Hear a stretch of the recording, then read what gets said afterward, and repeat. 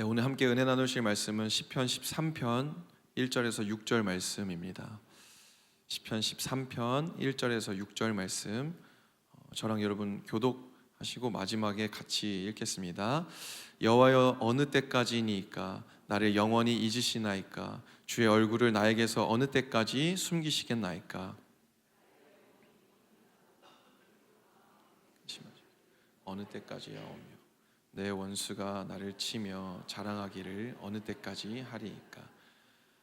여호와 내 하나님이여, 나를 생각하사 응답하시고 나의 눈을 밝히소서. 두렵건대 내가 사망의 잠을 잘까 하오며, 두렵건대 나의 원수가 이르기를 내가 그를 이겼다 할까 하오며, 내가 흔들릴 때에 나의 대적들이 기뻐할까 하나이다. 나는 오직 주의 사랑을 의지하였사오니 나의 마음은 주의 구원을 기뻐하리이다. 내가 여호와를 찬송하리니 이는 주께서 내게 은덕을 베푸심이로다. 아멘. 지난주에 더비교회 청년 사역자들이 이렇게 모인 자리가 있었습니다. 더비 청년 컨퍼런스를 앞두고 이제 준비하기 위해서 모였는데요. 다들 정말 오랜만에 모인 자리여서 다들 친하거든요. 같이 사역들 많이 하고 하면서. 근데 너무 오랜만에 만난 자리여서 잠깐 각 교회에 근황들을 좀 나누는 시간을 가졌습니다.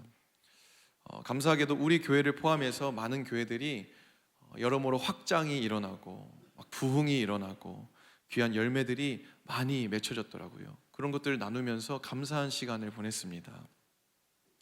근데 그 중에서 몇 교회들은 2025년에 정말 힘든 시즌을 보냈다라고 이렇게 이야기를 하시는 거예요.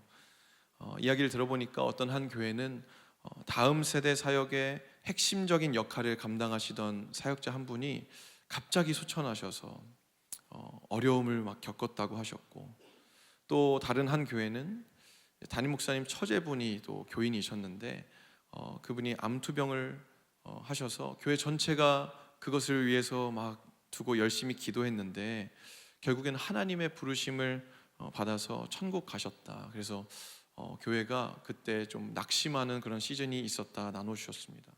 특히 이 교회는 정말 그 치유를 두고 우리 다 같이 철야기도 합시다. 우리 철야하면서 우리 치유를 선포합시다. 딱 그 철야기도를 선포했는데요. 안타깝게도 그 철야기도가 시작된 그날 그분이 하나님의 부르심을 받으셔서 더 낙심되고 힘드셨었다. 그 이야기를 나눠주시더라고요. 그러면서 이렇게 말씀하시는 거예요. 여러 어려움 앞에서 열심히 기도했지만 하나님의 응답이 이루어지지 않고 기도하는 것 반대 방향으로 막 상황이 나아지지 않는 것을 보면서 낙심도 됐었다. 그래서 왜 하나님께서 우리의 기도는 들어주시지 않는 걸까? 막 그런 질문이 올라오는 시즌을 보냈다라고 이야기를 하셨습니다. 그 이야기를 막 듣는데 제 마음이 막 안타깝고 마음이 아프고, 그래서 문득 제 마음에 이런 생각이 드는 거예요. 우리 성도님들 중에서도 또 제가 사역하고 있는 우리 청년들 중에서도 개인적으로 이런 시즌을 지나고 있는 분들이 있지 않을까? 그런 분들에게 나는 어떤 말씀을 나눠야 할까? 어떻게 소망을 주고 또 어떻게 일으킬 수 있을까? 정말 지난 한 주간 그 생각을 가지고 살았던 것 같습니다. 마침 수요 예배 말씀을 전하게 돼서 부족하지만 이러한 영역에 있어서 하나님 주신 마음을 좀 나누려고 합니다. 오늘 말씀 가운데 여러분을 향한 하나님의 뜻과 하나님의 마음이 계시되어지고 위로부터 부어지는 그 새 힘과 소망이 부어지게 되기를 예수님의 이름으로 축원합니다. 오늘 본문 말씀인 시편 13편은요 다윗이 쓴 시입니다. 그 내용을 살펴보면 다윗이 정말 사방이 꽉 막혀있는 그 어려운 상황 가운데 쓴 시였다라는 것을 우리 알 수가 있습니다. 여러분, 우리가 다윗의 인생을 한번 묵상해 보면 정말 어떻게 신앙을 유지할 수 있었을까 그런 생각이 들 정도로 고생을 많이 했죠.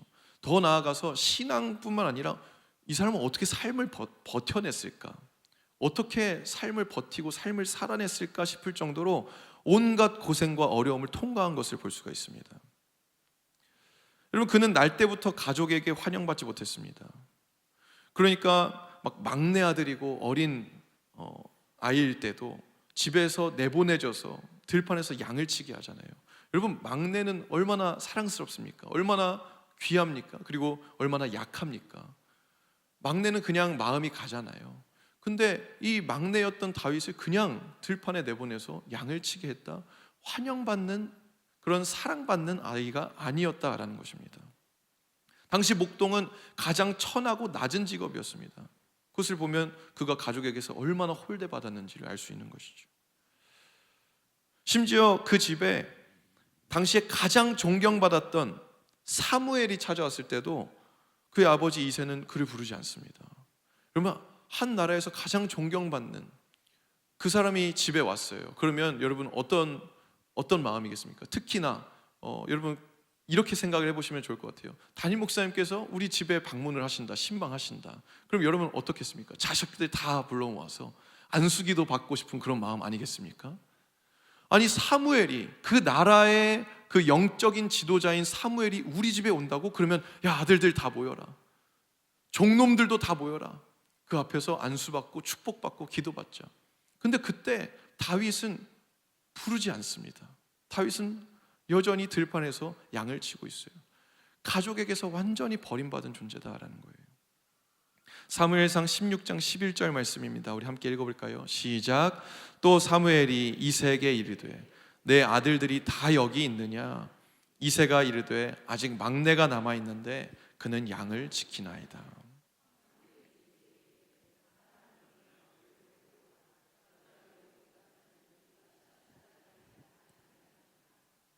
아멘. 네. 이새는 사무엘에게 다윗의 존재를 먼저 이야기하지 않았습니다. 사무엘이 아들들을 다 둘러봤는데도 하나님의 감동이 없자 이렇게 물어봅니다. 당신의 아들들이 여기 다 있는 거 맞소? 왜냐면은 여기에 다 있다면 하나님의 감동이 부어져야 되는데 이게 없는 거예요. 그러자 그제서야 이새는 마지못해서 대답합니다. 아직 막내가 남아있긴 한데요, 사무엘님, 걔는 안 봐도 뻔합니다. 걔는 아직 어립니다. 그리고 걔는 그저 양치는 목동입니다. 걔 뭐 별 볼 일 없습니다. 여러분, 이 모습을 통해서 무엇을 알 수 있냐면 이새에게 다윗은요, 사랑받지 못한 존재 정도가 아니라 부끄러운 자식이었다라는 거예요. 내놓기 어려운, 숨기고 싶은 아들이었다라는 거예요. 이러한 모습을 보고 어떤 성경학자들은 이 다윗이 아마도 다른 형제들과는 다른 어떤 출생의 비밀이 있었을 것으로 추정하기도 합니다. 어머니가 달라서 미움을 받았을 수도 있다, 이런 추측을 하기도 합니다. 아무튼 그는 어려서부터 환영받지 못한 존재였다라는 거예요. 그럼에도 감사하게 다윗은 하나님 마음에 합한 자였잖아요. 하나님과의 그 소통이 있었잖아요. 하나님과의 그 사랑이 있었잖아요. 그래서 하나님의 택하심을 입어서 왕의 기름 부음을 받습니다. 근데 문제는 그때부터 그의 인생이 꼬이기 시작합니다. 왕의 기름을 받으면, 왕의 기름 부음을 받으면 여러분 영광스럽게 탄탄대로를 걸어야 하는 거 아닙니까? 근데 그 직후에 그가 마주하게 된 첫 번째 난관은 골리앗을 상대하는 거. 여러분, 승리하고 이겨서 망정이지 가장 먼저는 골리앗을 상대해야 돼요. 그리고 그 이후에는 한 나라의 왕이었던 사울을 상대해야 됩니다. 영광스럽게 탄탄대로를 걸을 줄 아는 그 기름 부으심이 임했다고 생각했었는데 그게 아니었다라는 거예요. 하나님의 영이 그의 인생에 부어지면 항상 승리하고 항상 돌파되어야 되는 거 아닙니까? 그런데 그렇지 않고 오히려 다윗의 인생이 낮아지기 시작하는 거예요. 깨지기 시작하는 거예요. 왕에게 쫓김받고 오해와 손가락질을 받고 온 국가의 미움을 받았습니다. 왕이 그를 대적하니까 그에게 붙은 딱지는 뭐였을까요? 반역자라는 딱지겠죠. 온 백성들이 자기를 막 존경하다가 온 백성들이 자기를 반역자로 생각합니다. 그 국민들이 자신의 목숨을 노리기까지 합니다. 여러분, 다윗의 입장에서는 얼마나 억울했을까요? 그리고 얼마나 믿음이 흔들렸겠습니까? 아마 이런 생각하지 않았을까요? 내가 기름 부음 받은 것이 정말일까? 사무엘이 뭔가 혼동한 건 아닐까? 정말 하나님이 내 인생을 책임져 주시고 지켜주실까? 그렇다면 내가 지금 이 모양일 수가 있는가? 정말 내가 나중에 왕이 되기는 할까? 그 전에 죽는 것은 아닐까? 얼마나 많은 고민과 두려움과 그 가운데 의심이 찾아왔겠습니까? 여러분, 우리도 이럴 때가 있죠. 뭔가 처음 주님 만나고 막 처음 성령 받을 때는 조금만 기도해도 막 응답이 있고 조금만 기도해도 막 돌파가 있습니다. 그러나 어느 정도 신앙이 성장하게 되는 시기에 이르면 여지없이 연단의 시기가 찾아오죠. 이전처럼 기도해도 기도 응답이 안 되는 것 같고 영적으로 답답한 것 같은 그런 시기가 찾아옵니다. 다윗은 그냥 영적으로만 아니라 더욱 실제적으로 그런 시간을 지금 통과하고 있었다라는 것입니다. 그런 상황에서 여러분, 다윗이 얼마나 간절히 기도했겠습니까? 다윗은 기도를 안 했던 사람이거든요. 찬송을 불렀던 사람이거든요. 얼마나 간절히 기도했겠습니까? 얼마나 애타게 하나님께 막 살려달라고 막 구했을까요? 저는 성경을 볼 때 자주 그 인물이 되어보곤 하거든요. 내가 이 사람이면 어떤 마음이었을까? 내가 이 상황이면 어떤 생각이 들었을까? 그렇게 상상하면서 보면요, 더 많은 색다르게 열리는 영역들이 있습니다. 근데요, 여러분, 지금 우리는 그 다윗의 결말을 다 알기 때문에 이런 고난을 통과해서 왕이 되었지라고 결말을 알고 그의 인생을 보기 때문에 그 고난과 어려움을 그냥 설렁 지나가는 경향이 있다라는 거예요. 근데 정작 다윗은 그 시간을 통과할 때 너무나도 고통스러웠다는 것입니다. 죽을 것 같았다라는 거예요. 그러니까 3절에 이렇게 기록하고 있습니다. 시편 13편 3절 말씀 함께 읽어볼까요? 시작. 여호와 내 하나님이여 나를 생각하사 응답하시고 나의 눈을 밝히소서. 두렵건대 내가 사망의 잠을 잘까 하오며. 쉽게 말해서 나 이러다 죽습니다. 하나님, 이러다가 진짜 죽을 것 같습니다. 내게 응답 좀 해주세요. 내 눈이 죽음으로 감겨지지 않도록 주님 지켜주십시오. 그게 지금 절규하고 있는 고백입니다. 여러분, 다윗이 얼마나 하루빨리 고난의 시간이 지나가고 평안과 안식이 찾아오기를 구했을까요? 그러나 말씀을 보면요, 하나님은 그러한 다윗의 기도에 묵묵부답 응답하시지 않으십니다. 오히려 기도하면 할수록 상황이 풀려지는 게 아니라 더 큰 위험과 고난이 찾아왔습니다. 이제는 끝났겠지 하면 더 어려움이 찾아오고, 이제는 여러분, 다윗이 막 사울을 죽일 수도 있는 상황에 있었잖아요. 그럼에도 사울을 살려줍니다. 그때 막 사울이 고마워합니다. 축복하기까지 합니다. 그러면서 다윗이 어떤 생각이었을까요? 이제는 좀 풀리겠지. 그런데 다시 사울이 다윗을 죽이려고 하잖아요. 자기의 원수였던 블레셋까지 가서 미친 척 해야 되는 그 상황까지 이르면서 다윗이 어떠한 마음이었겠습니까? 여러분, 얼마 동안 다윗이 그 고생을 했을까요? 얼마 동안 다윗이 막 이런 씨름이 있었겠습니까? 다윗이 30살에 왕이 되었으니 최소 10년, 그 많게는 15년 정도를 이 시간에 보냈습니다. 제가 말씀 준비하면서 감히 상상이 안 되는 거예요. 아니, 열흘도 힘들 것 같은데 10년을, 15년을 어떻게 그렇게 깜깜한 아무 소망이 없는 그런 시간을 통과할 수가 있었을까? 지금 그러한 시간을 지나면서 다윗은 오늘 시편 고백을 하나님께 드리고 있는 것입니다. 시편 13편 1절 2절 말씀, 그 다윗의 마음으로 한번 읽어보면 더 깊이 이해가 되실 것입니다. 우리 1절 2절 함께 읽어보겠습니다. 시작. 여호와여 어느 때까지니까 나를 영원히 잊으시나이까? 주의 얼굴을 나에게서 어느 때까지 숨기시겠나이까? 나의 영혼이 번민하고 종일토록 마음에 근심하기를 어느 때까지 하오며 내 원수가 나를 치며 자랑하기를 어느 때까지 하리이까? 다윗이 탄식하면서 기도하는 장면입니다. 하나님, 언제까지 이 고통의 시간을 지나야 합니까? 하나님, 영원히 나를 잊으신 것 아닙니까? 여러분, 고난이 찾아올 때 가장 힘든 것 중에 하나가 바로 이 부분인 것 같습니다. 언제까지일까? 언제까지 이 고생을 해야 될까?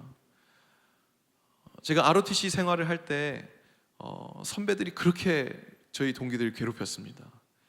뭐 하나 걸리면, 한 명 딱 걸리면요, 단체로 다 소집합니다. 그래서 보일러실 같은 데 불러가지고 얼차려를 막 3시간 4시간 받는 거예요. 시도 때도 없이 호출해서 학교에 1시간 안에 안 모이면 또 혼납니다. 그래서 ROTC를 3학년, 4학년 이렇게 2년 동안 하는데 3학년 동안 진짜 많은 이런 정신적인 스트레스를 받았던 기억이 있습니다. 그러나 여러분, 그럼에도 불구하고 그때 버틸 수 있었던 것이 있었는데요, 딱 한 가지 생각이었습니다. 그게 뭐냐면 1년 뒤면 얘네 다 사라진다. 1년 뒤면 얘네 다 군대 간다. 얘네 더 개고생할 거야. 막 이러면서 그러면서 막 버텼던 시간이 있었습니다. 그때는 내 세상이야. 그때는 내가 이제 선배가 되면 후배들을 내가 이제 또 거느릴 수 있잖아. 막 이런 생각으로 막 버티는 거죠. 그런데 여러분, 기약 없이 고통과 어려움이 계속된다면 어떻겠습니까? 너무나도 절망스러운 거죠. 그 성경에도 보면 많은 주님의 사람들이 정말 믿음이 있음에도 너무나도 고통스러운 순간에 엘리야 보십시오. 이세벨이 막 죽이려고 하니까 나를 차라리 죽여주십시오 하나님, 죽는 게 낫습니다, 이런 고백까지 하잖아요. 지금 다윗이 그러한 상황인 거예요. 그리고 심지어 요 2절, 1절, 2절에 보니까 이런 고백합니다. 하나님의 얼굴이 보이지 않는다. 하나님의 얼굴이 보이지 않는다. 여러분, 아무리 힘들어도요, 내가 사랑하는 사람이 나를 믿어주고 또 나에게 웃어주고 나와 함께 가는 것이 보이면 그래도 힘이 나지 않습니까? 다윗에게는 그 대상이 하나님이었어요. 가족들 다 나를 무시하고 다 나를 사랑하지 않아도 그래도 하나님은 나를 사랑하셔. 하나님은 내가 기도할 때 응답하셔. 하나님은 내가 찬양할 때 기뻐하셔. 다윗에게는 하나님밖에 없었어요. 그런데 어느 순간부터 그것도 느껴지지 않는 것입니다. 상황이 너무 크게 보이니까 하나님이 느껴지지 않아요. 기도해도 아무런 응답이 없습니다.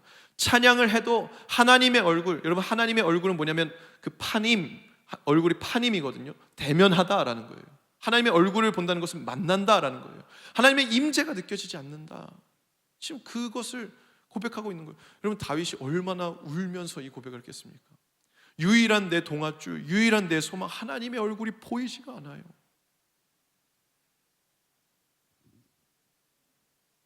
청년들 중에 그런 상담을 하는 친구들이 있습니다. 목사님, 요즘 하나님의 음성이 들리지 않습니다. 하나님의 마음을 모르겠어요. 예배 때 다른 친구들 은혜 받는 거 보면 분명히 하나님 여기에 계시고 임재하시고 역사하시는데 그게 저에게는 요즘 느껴지지가 않아요. 막 울면서 이야기해요. 그럼 저도 같이 마음으로 막 웁니다. 그게 어떠한 의미인지를 조금은 알기 때문에요. 여러분, 그러면 힘들거든요. 마치 어린아이가 자기 시야에서 부모님이 사라지면 막 두렵고 무섭듯이 우리의 영혼도 하나님의 임재와 하나님의 얼굴이 보이지 않으면 답답하고요, 두렵습니다. 혹시 지금 여기에 그런 마음이신 분이 계실지 모르겠어요. 다윗이 지금 그러한 심경으로 탄식하면서 고백하고 있다는 거예요. 그러면서 이야기합니다. 주님, 내 원수가 이렇게 힘들어하는 내 모습을 보면서 의기양양하는 모습을 내가 언제까지 봐야 되겠습니까? 서두에 말씀드린 교회들의 마음이 이거였을 것입니다. 여러분, 우리 더비 공동체 교회들 진짜 기도하는 교회거든요. 깨어있는 교회거든요. 영적으로 충만한 그런 교회거든요. 그런 교회가 기도하면 사실 하나님 역사하셔야 되거든요. 그런데 그렇게 기도하고 깨어있는 교회가 하나님 앞에 구했는데 아무런 응답이 없을 때, 그리고 세상이 오히려 그것을 조롱하고 세상이 그것을 비웃는 것처럼 느껴질 때 이 교회들의 마음이 얼마나 무너지겠습니까? 주님 언제까지 외면하실 것입니까? 주님 언제까지 응답치 않으시겠습니까? 답답합니다. 두렵습니다. 주님 살려주세요. 그런데 여러분, 우리가 알아야 할 중요한 사실이 있습니다. 다윗의 시편 23편은요 1절 2절에서 끝나지 않는다라는 거예요. 이 탄식으로 결론 짓지 않고 이 탄식으로 끝나지 않는다라는 것입니다. 3절 4절 보겠습니다. 3절 4절 함께 읽겠습니다. 시작. 여호와 내 하나님이여, 나를 생각하사 응답하시고 나의 눈을 밝히소서. 두렵건대 내가 사망의 잠을 잘까 하오며 두렵건대 나의 원수가 이르기를 내가 그를 이겼다 할까 하오며 내가 흔들릴 때에 나의 대적들이 기뻐할까 하나이다. 여러분, 탄식하며 낙심했던 다윗이 1절 2절은요 뭐 기도도 아니고 간구도 아니고 그냥 힘들다, 언제까지입니까? 이런 고백이잖아요. 근데 그랬던 다윗이 3절과 4절에 이르러서는 그의 말의 뉘앙스가 조금 달라집니다. 다시 주님 앞에 간구하며 나아갑니다. 다시 주님 앞에 주님 내 기도 들어주십시오. 주님 응답해 주십시오. 간구하고 청원하기 시작합니다. 주님 나를 생각하사 응답해 주십시오. 나는 기도를 포기하지 않을 것입니다. 나는 여기서 멈추지 않을 것입니다. 왜냐하면 내가 포기하고 무너진다면 원수가 그런 나를 보고 나를 이겼다고 생각할 것이고, 나의 대적들이 그런 나의 모습을 보고 넘어져 있는, 자빠져 있는 나의 모습을 보고 기뻐할 것이기 때문입니다. 나는 그 꼴은 볼 수가 없습니다. 다윗이 나는 그 꼴은 볼 수 없습니다. 주님 도와주십시오. 주님 하나님 살아계시다는 것을 만천하에 나의 대적 앞에, 원수 앞에 드러내 주십시오. 영적인 야성인 거죠. 여러분, 이런 영적 야성이 우리에게 있기를 원합니다. 끝까지 하나님께서 역사하셔서, 여러분 하나님 살아계십니다. 할렐루야. 살아계신 하나님께서 모든 원수를 물리치신다는 것을 내가 믿는다면 끝까지 믿음의 야성을 가지고 나가야 하는 것입니다. 여러분, 우리 진짜 원수는 누구입니까? 사탄입니다. 진짜 나의 대적이 누구입니까? 마귀입니다. 우리가 응답되지 않는 상황 가운데서 하나님을 향한 믿음을 내려놓고 그 기도를 포기한다면 누가 가장 좋아하겠는가라는 거예요. 사탄 마귀가 가장 좋아할 것입니다. 사탄 마귀가 비웃을 것입니다. 그 비웃음의 대상은 나뿐만이 아니라 하나님까지도 사탄 마귀는 비웃는다라는 거예요. 지금 다윗이 그 꼴을 못 보겠다라는 거예요. 원수들이 나를 비웃는 그 꼴, 더 나아가서 원수 마귀가 하나님을 비웃는 그 꼴, 그거 못 보겠다. 여러분, 다윗이 그 야성의 마음이 있으니까 골리앗한테도 막 달려나간 거잖아요. 골리앗이 하나님을 모욕하니까요. 그래서 다윗이 뭐라고 고백합니까? 주님, 내가 기도하기를 멈추지 않고 주님의 도우심을 구하기를 쉬지 않을 테니 나를 생각하사, 나를 기억하사 주님 응답해 주십시오. 나를 들어주셔서 나를 둘러싸고 있는 모든 원수들, 그 대적들, 그들로 하여금 부끄러움 당하게 하여 주십시오. 여러분, 결국 기도는 낙심과의 싸움인 것입니다. 낙심과의 싸움. 기도는 나의 뜻에 하나님을 맞추는 것이 아닙니다. 하나님 뜻에 나를 맞추는 것입니다. 기도는 나의 타이밍에 하나님이 일하시도록 구하는 것이 아닙니다. 기도는 하나님의 그 정확하신 타이밍에 내가 믿음으로 들어가기를 구하는 것입니다. 그 과정이 결코 쉽지 않죠. 너무 어렵습니다. 그러나 이 기도의 참된 의미를 이해하는 사람은 하나님이 역사하실 것을 알기 때문에 흔들림은 있어도 넘어짐으로 끝나지 않은 줄 믿습니다. 낙심이 찾아와도 결국은 믿음으로 결론 짓는 줄 믿습니다. 여러분, 어떻게 그것이 가능할까요? 결국엔 믿음이다라는 거예요. 결국 하나님은 모든 원수와 대적들의 계략을 무력화시키시고 또 그의 기름 부은 기름 부음 받은 자를 주님께서 지키실 것이고, 하나님은 당신의 자녀들을 승리케 하신다. 그 믿음이 있는 자는 끝까지 기도하게 되는 줄 믿습니다. 다윗은 그 하나님을 붙잡은 거예요. 그 하나님을 바라보고 그 하나님을 기억하고 하나님이 역사하실 것을 소망하면서 다시 일어나서 기도하며 나아간 것입니다. 그때 하나님은 그 다윗의 모습을 기뻐하시면서 더 큰 믿음을 부어주시는데요, 여기서 제가 그 찬양의 가사가 묵상되더라고요. 그 야훼 라파 찬양을 보면요, 주 영광 이곳에 가득해 위대한 일 행하시며 더 큰 믿음 깨우시네. 할렐루야. 다윗이 죽어가지만 그러나 믿음으로 다시 한번 기도하기를 결단할 때 하나님 위로부터 더 큰 믿음을 깨우시고 부으셨다라는 거예요. 그 믿음 가지고 다윗이 시편 13편을 이렇게 마치고 있습니다. 5절 6절 말씀 우리 함께 있습니다. 시작. 나는 오직 주의 사랑을 의지하여 싸우니 나의 마음은 주의 구원을 기뻐하리이다. 내가 여호와를 찬송하리니 이는 주께서 내게 은덕을 베푸심이로다. 할렐루야. 아멘. 여러분, 아직 상황이 바뀐 것 아닙니다. 기도 응답이요? 아직 이루어지지 않았습니다.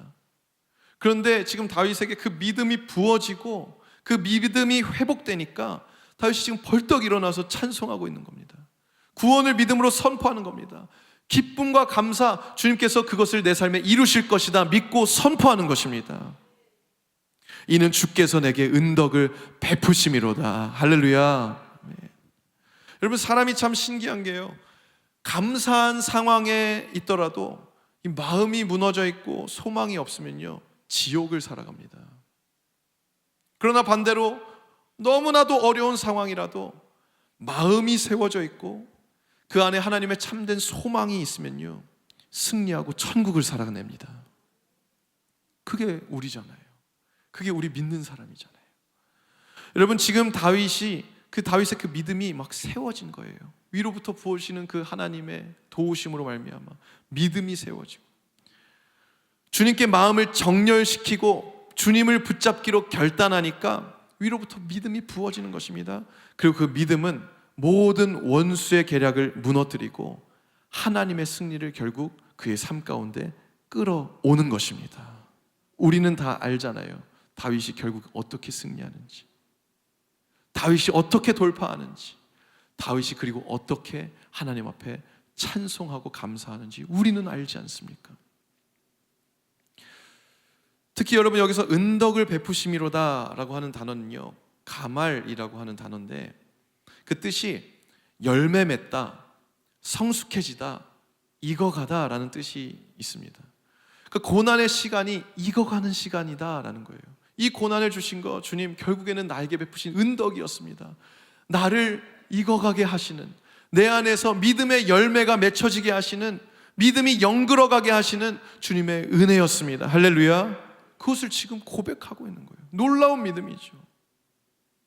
나를 향한 하나님의 뜻과 계획이 열매 맺기 위해서 해산의 고통을 지나는 시간이다라는 것을 다윗이 고백하는 겁니다.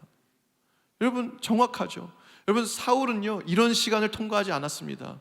그래서 결국엔 교만하게 되어지고 하나님이 그를 버리시잖아요. 그런데 다윗은요 이 겸손의 시간, 완전히 깨어지고 낮아지는 이 시간을 하나님 앞에서 통과합니다.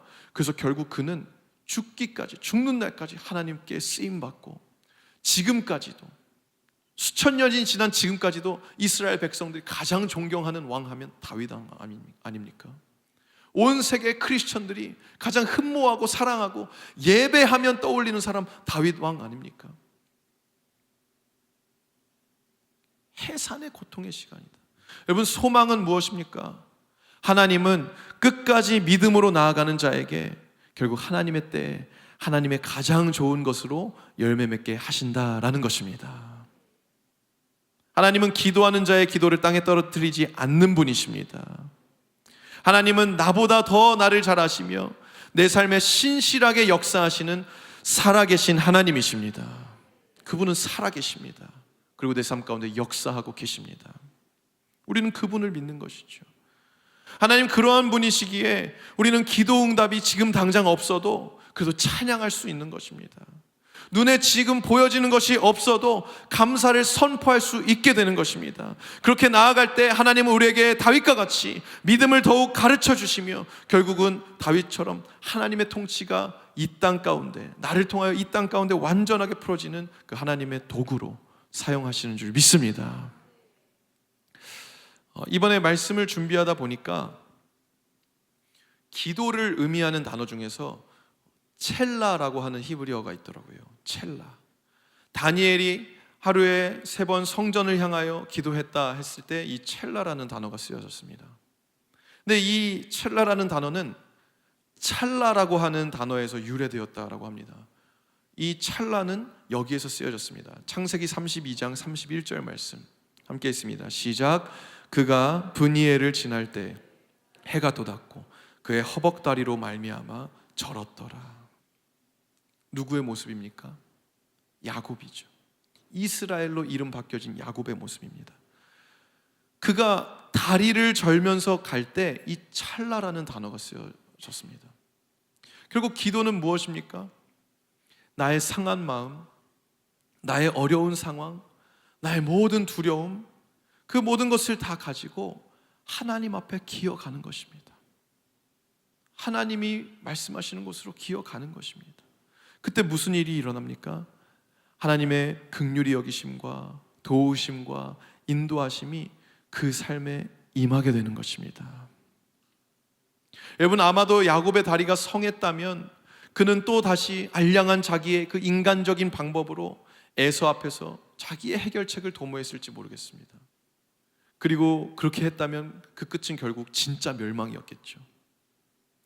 그러나 그가 저는 다리로 기어가면서 그 순간에는 다 이해할 수 없지만 아마 야곱이 그 기어가면서 그런 생각하지 않았겠습니까?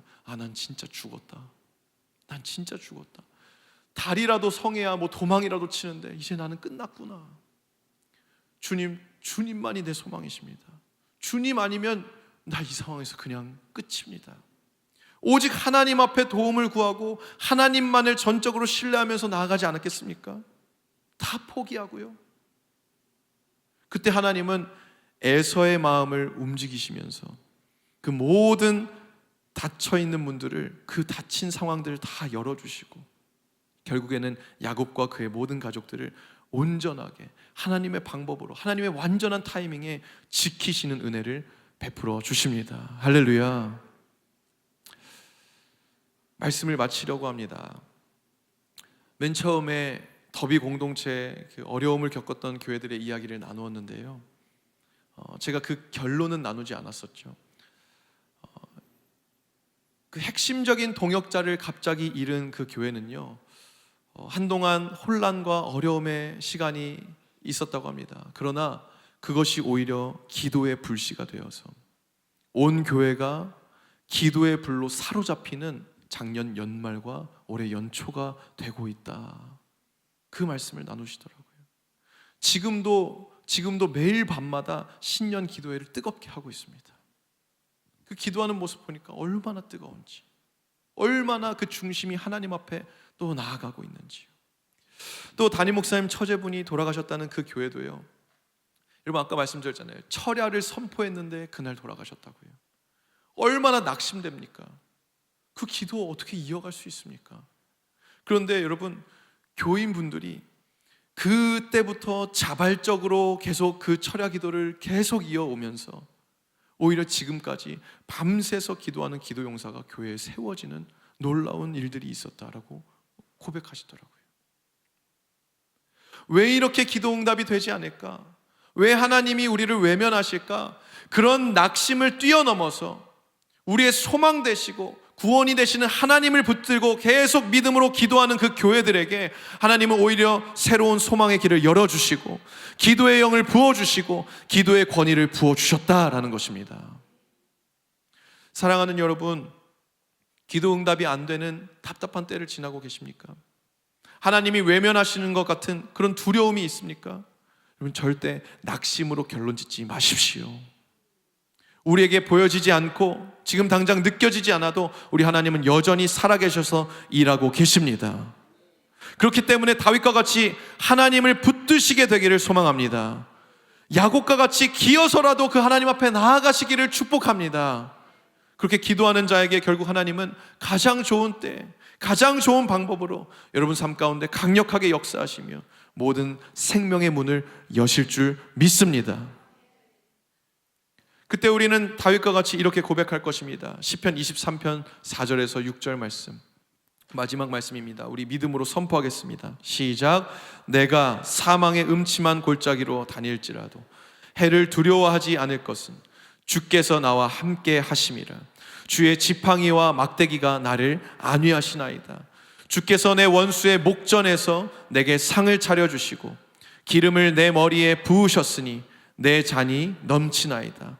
내 평생의 선하심과 인자하심이 반드시 나를 따르리니 내가 여호와의 집에 영원히 살리로다. 할렐루야. 아멘. 아멘. 오늘 기도하실 때 우리의 목자 되신 그 주님을 다시 한번 만나고 더 큰 믿음이 부어지는 저와 여러분 되시기를 예수님의 이름으로 축원합니다. 아멘.